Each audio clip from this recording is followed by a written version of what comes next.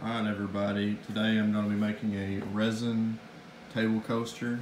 I'm going to make the form out of this piece of wood right here, and it's going to be a small form because it's a table coaster, and a table coaster is only a couple inches wide usually. I'm using this East Coast epoxy. Got it on Amazon. Also, I got this on Amazon. It's the coloring. It's eye candy. It's got a nice metallic blue look. So I'm hoping it'll turn out pretty good. I'm later on going to do a epoxy table, but for right now I'm going to do this epoxy. Alright, so I decided to go 4 by 4 inches. This is where I'm gonna cut out. This piece right here is going to be the bottom of the mold.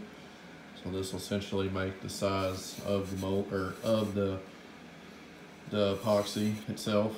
So yeah. All right, here is the bottom of the mold. I cut it out with my saw right here sitting on the floor. But now I'm gonna probably sand this edge off right here. It splintered a bit. It's not that big of a deal. I'll probably sand the top of it as well. That's a little dirty. I want it as clean as possible and as smooth as possible. And then I will make the edges for the mold. So here's my second piece of the mold. It's going to be this here long side. I think this piece was 1.5 by 4. So that's going to make the actual resin about a 1/2 inch deep once I get the full mold made. Here's my second side that I'm about to cut out. I also sanded both these pieces to clean them up a bit, the edges and whatnot. Alright, so this is how my mold turned out. Turned out pretty good. It's not perfect or anything. It doesn't have to be perfect because once the resin comes out of the mold, you can work with it. You can cut it. You can sand it after it comes out of the mold. But the more perfect your mold is, the less work you have to do later on. So it's better to make it as good as you can get it with the tools you have and whatnot.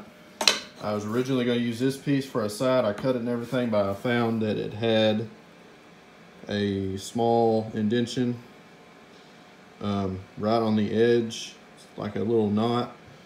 So I decided not to use it because that would the resin would fill that, and it would make it more sanding and cutting later on once it dries and everything.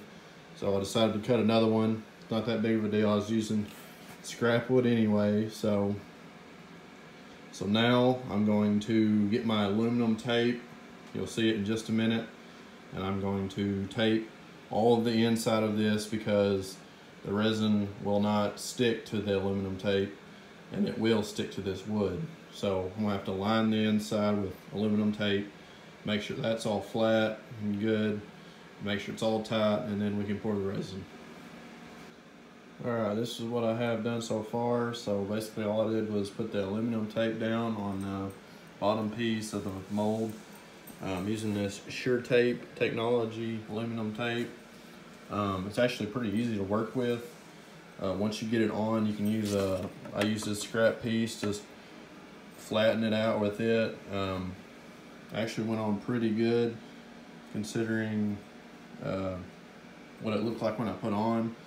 So yeah, get you a piece of wood like that that's flat and just flatten it out, roll it out, whatever you got to do. But now all I have to do is the sides, and then I might put a little bit of caulk around the corners to screw it down, and then we are ready to put the resin in. So I'm gonna get to work.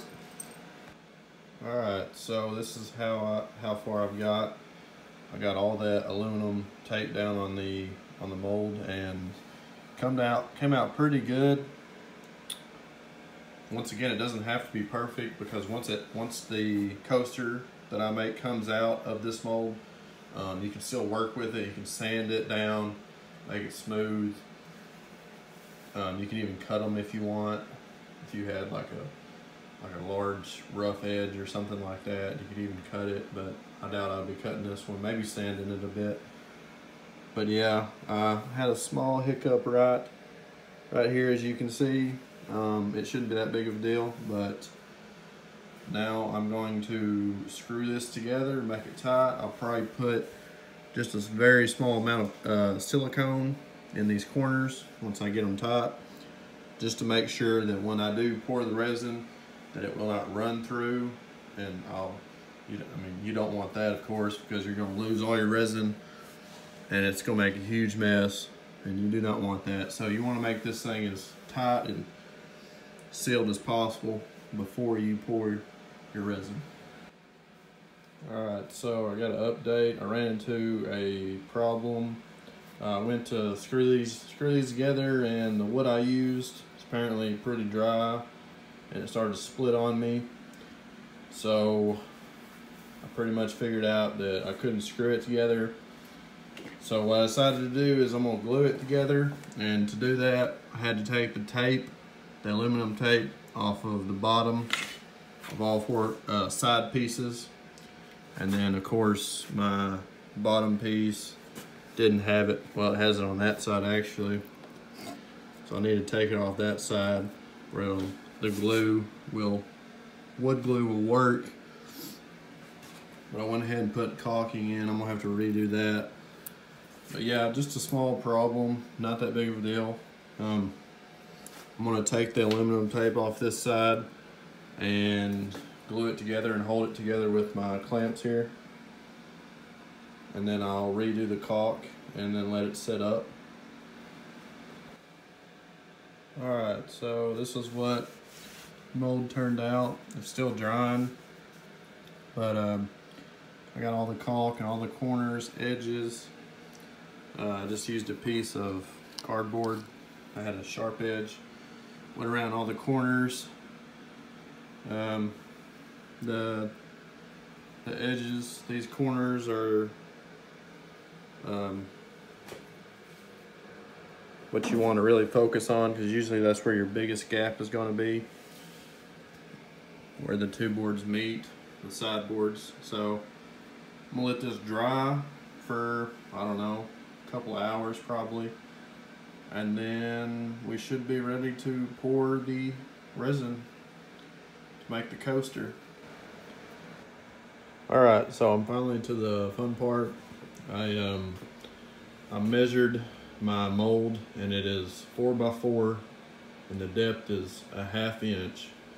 So I found the volume, and that's 4 times 4 times half, which is 8 fluid ounces. Excuse me, 8 square inches, and I converted that to fluid ounces. And it came out, I found it on Google, and it came out to be about 4.4 or so fluid ounces. So I measured that into this red Solo cup, nice mixing cup. As long as it's clean, it'll work. And then I just put about a teaspoon of my metallic resin color, and I'm about to mix it, and then we'll be ready to pour. Alright, so I gave it a good mix. I mixed it for about 3 to 4 minutes. I used a clean piece of wood to stir it with, and now I'm gonna pour it. Looks pretty good. It's got some bubbles coming up. That's for me mixing, but those should eventually come out once it sets and everything. So we'll get the pour on. So here we go.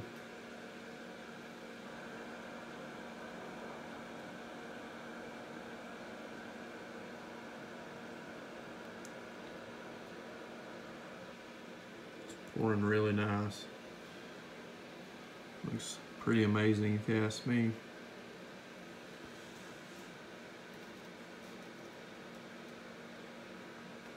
I may end up trying to do small swirls in it, or I may just leave it alone, I'm not sure. Give it a little more depth and contrast. I don't want to over pour it either. That's probably pretty good. So yep, there it is.